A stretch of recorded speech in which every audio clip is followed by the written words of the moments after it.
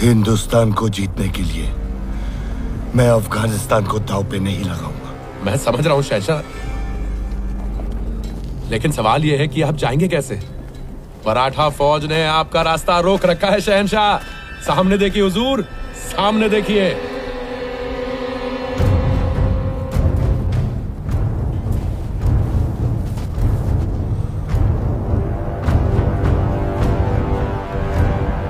लेकिन अगर मैं इस जंग में फंसा तो कांधार हार जाऊंगा।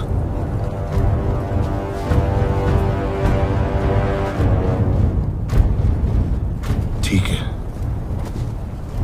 अगर नहीं जा सकता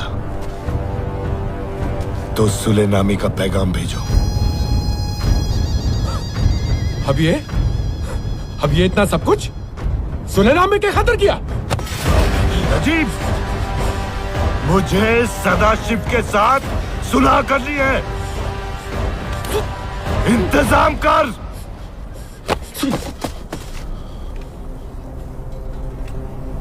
जी हुजूर।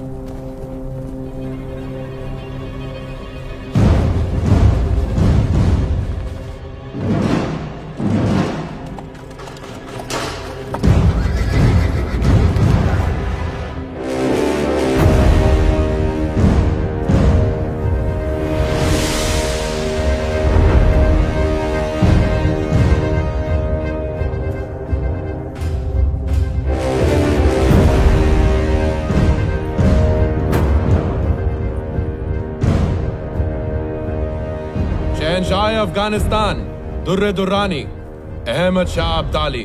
श्रीमंत सदाशिव राव भाऊ पेशवा। मुझे बताया कि आप सुलह करना चाहते हैं। मैं आपके साथ हूं, क्योंकि युद्ध हमेशा सल्तनतों को उजाड़ देते हैं। इस बात को जानने के लिए बड़ी दूर से आया है। आना पड़ा दुश्मन को रोकने, 1000 कोस दूर। लंबा सफर तो मैंने भी तय किया है। हाँ किया है, लेकिन लूटने के लिए। हम आए हैं रक्षा करने के लिए। तुझसे बहस करने का वक्त नहीं है। मैं जंग नहीं चाहता। अगर तू भी नहीं चाहता तो मेरी शर्त माननी होगी। कैसी शर्त? मैं अमनो अमान के साथ कंधार लौट जाऊंगा अगर तुम मराठा नर्मदा के दक्षिण में रहो और दिल्ली मेरे हवाले कर दो। नहीं, आप अटक के उत्तर में ही रहेंगे, जिस दिशा से आप आए हैं, और दोबारा इस धरती पर कदम नहीं रखेंगे। मैं तुझे एक मौका और देता हूं। दिल्ली की उत्तर की सारी जमीन मेरी और दक्षिण की तेरी। आप अटक के उत्तर में ही रहेंगे और दोबारा हिंदुस्तान में कदम नहीं रखेंगे। मुझे केवल यही शर्त स्वीकार है। जहां मैं खड़ा हूं वहां से उत्तर का सब मेरा, बाकी सब तेरा। नहीं। मुनासिब बात कर बच्चे, नहीं तो मेरी मुहिम बेईमानी हो जाएगी।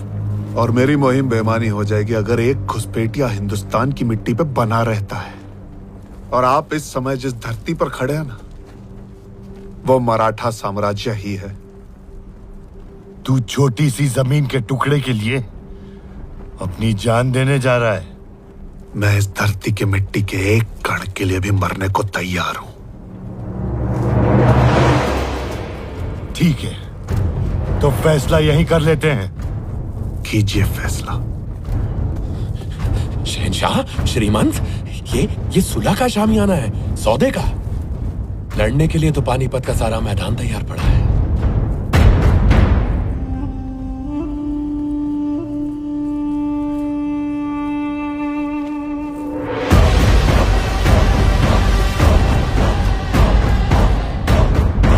अब पहले हिंदुस्तान,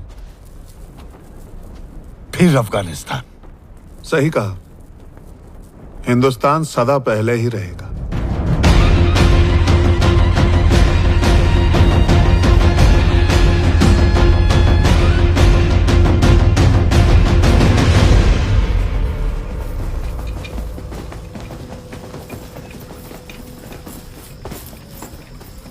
खबर है कि मराठा कल जंग के लिए तैयारी कर रहे हैं। उनकी फौज 1.25 लाख की है और हमारी है 75,000। अगर हमें जीतना है तो हमें चौकोर व्यू रचना करनी होगी और ऐसे आगे बढ़ना होगा। हमारा लक्ष्य केवल एक है, अफगान फौज की सुरक्षा दीवार को तोड़ना। इब्राहिम अपने तोपचों के साथ सबसे आगे होगा, उसे हाथी दल की मदद लगेगी।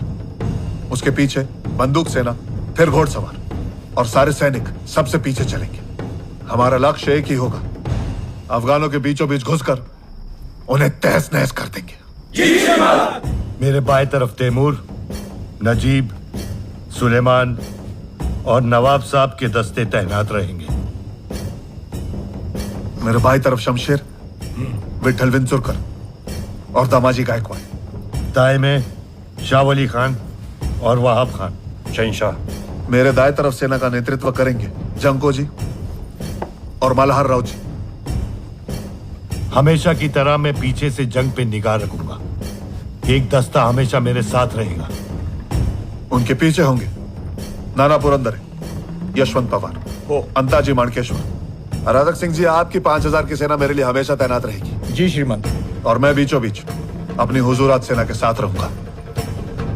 सारे स्त्री परिवार, तीर्थयात्री और सेवक इस टीले पर रहेंगे और उनकी सुरक्षा के लिए सेना की एक छोटी सी टुकड़ी तैनात रहेगी। अपने अपने सेनाओं को तैयार करो। मल्हार राव जी,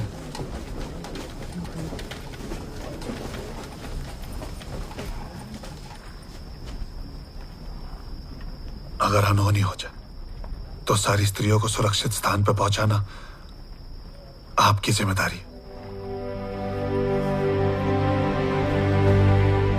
काका, आपने सबको उनकी जगह बताई है, मैं कहां पर रहूंगा?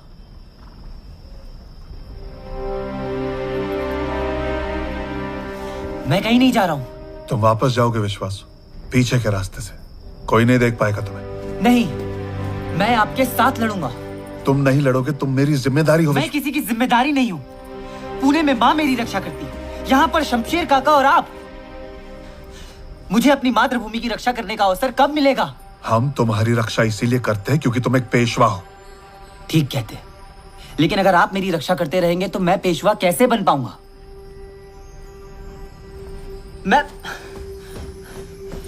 मैं इस सेना का सेनापति हूं। मैं लड़ूंगा।